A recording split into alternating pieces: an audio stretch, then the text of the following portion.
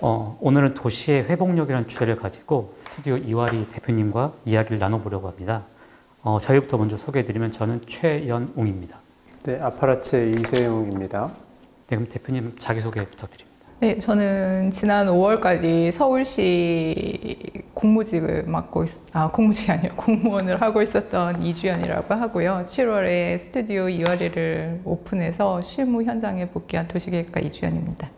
네, 이번 도시건축 비엔날레는 도시의 회복력을 다루고 있는데 제가 생각하기에는 회복이 사실은 위기와 밀접한 관계를 가지고 있는 것 같습니다. 즉, 위기가 있어야 회복이 가능한 거죠.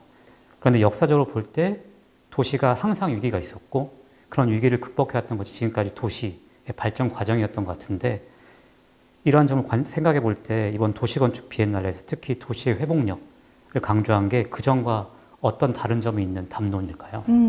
최 대표님은 말씀하신 것과 같이 도시가 계속 유지되고 지금까지 존재한다는 것 자체는 계속 위기를 극복해야 한다는 의미겠죠.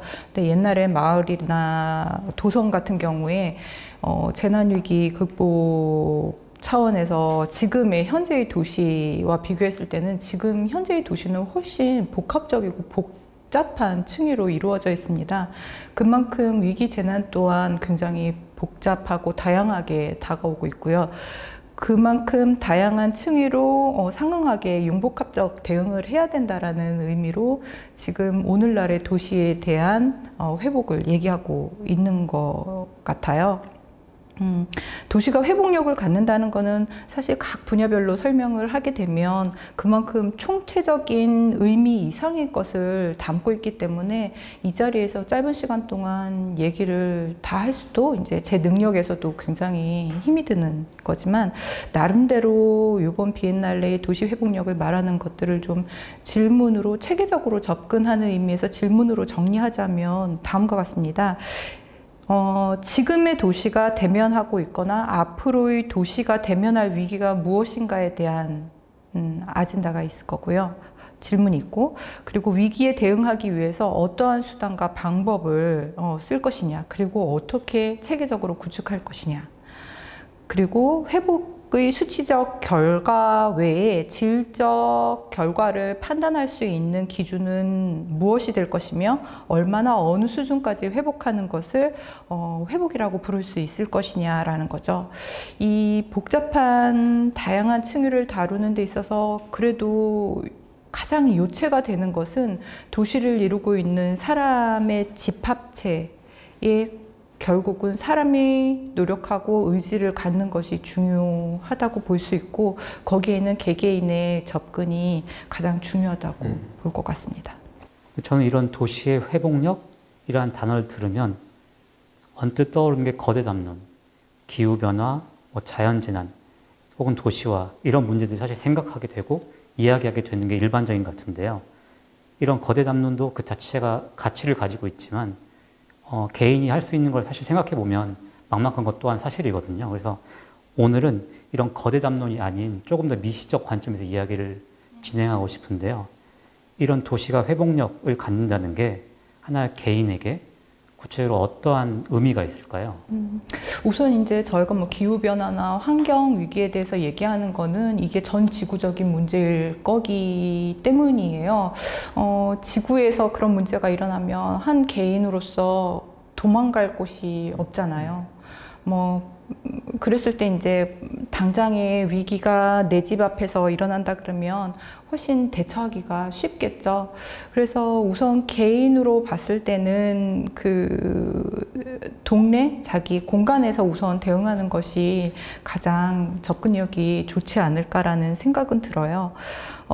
전지구적인 문제가 아니더라도 당장 도시나 지역에서 일어나는 위기와 문제, 재난이란 거는 사실 개인이 피하기에는 그 또한 녹록지는 않을 것 같습니다. 그랬을 때 도시가 회복력을 갖는다. 개인에게 그 의미는 위기 발생 전에 일상의 그 질을 얼마만큼 다시 돌려받을 수 있을 거냐라는 회복력의 문제, 결과적인 문제가 하나가 있을 거고, 두 번째는 예방적인 차원에서 그 위기를 애초에 얼마만큼 피할 수 있을 것인지, 내 삶을 유지하고 보호받을 수 있을 거냐라는 문제 두 가지 차원에서 접근할 수 있지 않을까 싶어요. 사실은 이제 위기가 발생한다는 거는 문제가 계속 불거지고 쌓이고 중첩되면서 개인의 무관심과 무시와 이런 것들로 인해서 불거지는 것이거든요. 그랬을 때 개인이 여기에 대해서 당장 대응을 안 했을 때 문제가 눈덩이처럼 불어나서 언젠가는 사고와 사건과 위기로, 재난으로 다가올 수밖에 없기 때문에 개인이 가장 가까운 공간부터, 동네부터 좀 바라보는 게 어떨까라는 생각은 같습니다. 방금 말씀하신 것 중에 제가 생각하기엔 중요 키워드가 동네인 것 같은데요. 그렇게 해서 개인이 살 수 있는 좋은 동네를 만들기 위해서 개인이 과연 무엇을 할 수 있는가를 생각해 보면 쉽게 답이 떠오르지 않는 것도 사실이긴 한 것 같습니다. 그래서 좀 구체적으로 어떤 방법들이 있고 그러한 방법들을 통해서 개인이 동네를 조금 더 좋은 동네를 만들 수 있는 게 가능할까요? 가장 근접하게 보는 게 이제 동네라는 공간을 말씀드렸는데, 사실 방법이 많아요. 공공에서 이제 주민공모 사업을 굉장히 자주 제안을 하고 있고, 지원할 수 있도록 문을 열어놓고 있습니다.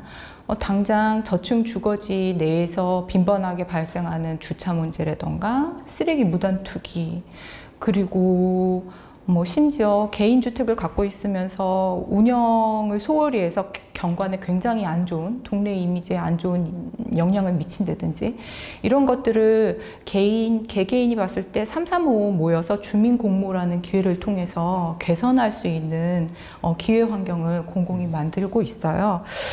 그뿐만 아니라 이제 최근에 굉장히 관심을 갖고 봤던 게 크라우드 펀딩이라는 플랫폼이 저한테는 개인적으로 굉장히 관심 있는 부분이었습니다. 크라우드 펀딩은 사실은 들어보긴 했는데 좀 특이한, 많이 듣진 못하고 그런 시스템을 제가 알고 있는데요. 그런 크라우드 펀딩 시스템 혹은 그런 것들 좀 자세히 설명해 줄 수 있으신가요? 도시재생 분야에서 제가 지금 이제 크라우드 펀딩, 시빅 크라우드 펀딩을 얘기를 드렸는데, 사실은 젊은 세대들 간에 게임 프로그램을 개발한다든지, 아니면 영화를 찍고 싶다든지, 아니면 디자인 상품, 좀 더 나은 생활의 질적 담보를 위해서 디자인 상품을 개발하고 생산하고 싶은데 자본이 없을 때, 자금이 없을 때 어떤 플랫폼에 자기의 계획을 서술하고 거기에 대해서 일반 사람들이 접근할 수 있도록 함으로 인해서 자금을 모으는, 생산 자금을 모으는 것들을 크라우드 펀딩으로 진행을 하고 있어요. 근데 제가 최근에 흥미로웠던 거는 도시재생 분야에서 이 크라우드 펀딩 시스템을 이용하고 있다라는 것이었죠. 네, 방금 말씀하신 것처럼 도시재생에서 어떤 크라우드 펀딩이라는 시스템을 사용한 사례가 한국에는 저는 없는 걸로 알고 있는데요. 그런 사례를 혹시 외국 사례 혹은 어떤 좋은 사례가 있으면 좀 설명해 주시면 감사하겠습니다. 네네. 16년부터 아마 제가 스페이스 하이브의 크리스 걸레리나라는 분하고 계속 이제 메일을 나누면서 시빅 크라우드 펀딩에 대해서 질문도 하고 좀 궁금한 점을 해소를 했던 적이 있었어요. 근데 마침 그분이 송도에 컨퍼런스가 있어서 오시면서 한국에서 조우를 하게 됐는데, 그때 그분이 말씀하셨던 그 크라우드 펀딩 시스템, 그리고 사례들이 굉장히 흥미로웠어요. 예를 들면 철로라든지 이런 폐컴 석탄 운반 노선을 도시공원화 한다라든지, 아니면 어두컴컴한 골목길을 공공 도서관으로 개발을 한다라는 사례들도 있었고요. 시민들이 아이디어를 올리거나 아니면 동네에 있는 건축 사무소가 아이디어를 올리면 그것들을 시민들이 자기 주머니에서 소액을 투자를 해서 어느 일정 금액을 모으게 되면 시장님이 더 도와주시는 방법으로, 아니면은 후원 기업이 생긴다든지 이런 식으로 해서 사업을 현실화할 수 있는 그런 시스템이었습니다. 그럼 도시재생에서 이러한 크라우드 펀딩 많이 가지는 혹시 장점이라는 게 있을까요? 만약에 그런 플랫폼이 운영이 된다고 하면 그 크리스 골레이 씨한테도 그런 질문을 하면서 들었었는데, 첫째는 재정 투명성을 확보할 수 있다라고 얘기를 하고, 저 또한 그렇게 동의를 했어요. 왜냐하면 이제 주민들이 십시일반 모은 돈이 어디에 얼마만큼 모여서 어떻게 쓰이는지에 대해서 오픈해서 볼 수 있는 장이 열린다라는 거죠. 그리고 이제 현실적으로 일어난 그 사업과 비교했을 때 재정이 어떻게 운영됐는지도 확인할 수 있고요.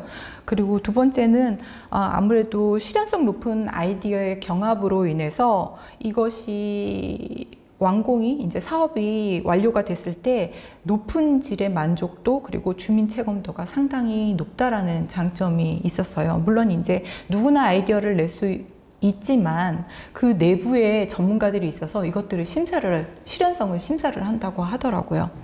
그리고 가장 무엇보다 중요한 거는 자신이 속한 커뮤니티에 본인이 관심을 가지고 있던 문제 이슈에 대해서 공동 목표를 가지고 커뮤니티가 함께 작업을 함으로 인해서 지역에 대한 애착심이나 자부심이 덩달아서 커진다라는 거예요.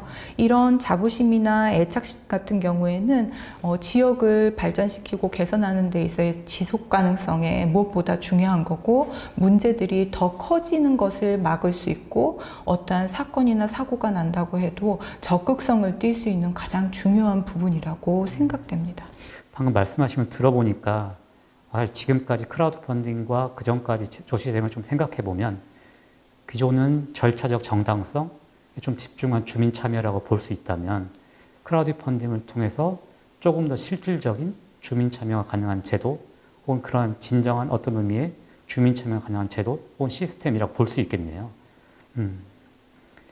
그럼 이런데 생각해보면 이런 크라우드 펀딩이 한국에 들어오면 좋을 것 같기도 한데, 실제로 그 한국에 정착하기 위해서는 제 개인적인 선입견일 수도 있지만 쉽지 않아 보이는 것 같거든요. 왜냐하면 어떤 공공의 이익을 위해서 개인의 자산을 투자하는 것, 그게 일반 사람이 생각하는 이론만큼 쉽지 않을 것 같긴 한데, 한국에서 정착하기 위해서 필요한 것들은 무엇일까요?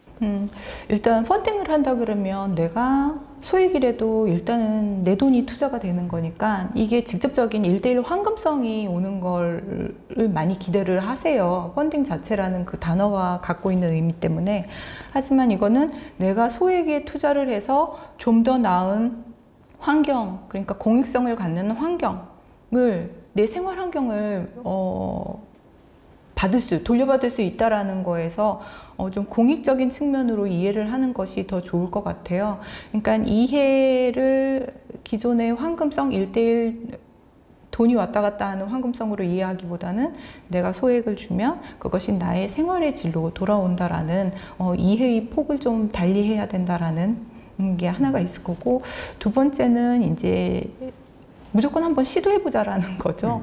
왜냐하면은 영국에서도 지금 그런 플랫폼을 만들어서 성공적인 사례들 만들어 가고 있는데, 한국 같은 경우에는 IT 기술을 활용하기가 너무나 좋잖아요, 환경적으로. 그래서 얼마든지 지금 재료는 마련되어 있으니 요리를 할 사람들이 나서면 어떨까라는 생각인 거예요. 이거는 비단 시민들만 할 수 있는 것이 아니고 공공도 관심을 갖고 함께 해줌으로 인해서 시너지가 날 것 같다라는 생각은 듭니다. 방금 말씀하신 걸 들어보면 어떤 좋은 사례가 한국에서 새로 생기고, 그리고 그런 사례들을 통해 사람들이 어떤 그 동네를 변화시키는 재미, 같이 느끼는 것, 이게 되게 중요한 것 같긴 하네요. 방금 말씀하신 걸 들어보니까 저희가 크라우드 펀딩, 이 도시의 회복력을 만들기 위한 하나의 좋은 방법 중에 하나라고 생각이 드네요. 네, 저는 이번 대담을 통해서 짧은 시간이었지만 도시재생에서 특히 크라우드 펀딩이 가지는 잠재성, 그런 거를 좀 같이 이야기하게 되어서 정말 좋았고요. 그리고 크라우드 펀딩이 사실 도입하기가 쉽지 않은 제도이긴 하지만 영국이나 일본이나 네덜란드 사례에서 있는 것처럼 우리나라에 도입하면 꽤 큰 가치가 있다고 생각이 들었습니다. 저도 이번 대담을 준비하면서 그 크라우드 펀딩을 진행하고 있는 스페이스 하이브 홈페이지를 들어가 봤었거든요. 근데 그 스페이스 하이브 홈페이지 보니까 굉장히 많은 그 참신한 아이디어들이 있었고, 그리고 그 아이디어들 밑에 보니까 이렇게 조그마한 그래프로 목표 금액이 얼마만큼 달성됐는지 그런 퍼센티지가 나오더라고요. 각 아이디어들 보면은 뭐 70% 달성한 것도 있고, 곧 목표액을 달성하는 것들도 있고, 그런 거 보면서 부럽다는 생각을 많이 했는데, 서울에서도 그리고 우리나라에서도 그런 크라우드 펀딩으로 공공 좋은 프로젝트를 많이 생겨났으면 좋겠습니다. 오늘 도시 회복력을 얘기를 하면서 한 개인이 도시 안에서 어떤 노력을 할 수 있는지 얘기를 할 수 있어서 너무 좋았던 것 같아요. 그랬을 때 이제 아파라체처럼 주택지 안에 오롯이 앉아있는 이 건축가 두 분께서 좀 더 주변을 아름답게 해주실 수 있으면 어떨까, 그런 차원에서 플랫폼이 있으면 더 건축가분들이 주민들하고 하기 좋지 않을까라는 생각을 좀 거듭 새삼스럽게 또 해봤습니다. 네, 그러면 오늘 대담은 이상으로 마치도록 하겠습니다. 감사합니다. 감사합니다. 네, 감사합니다.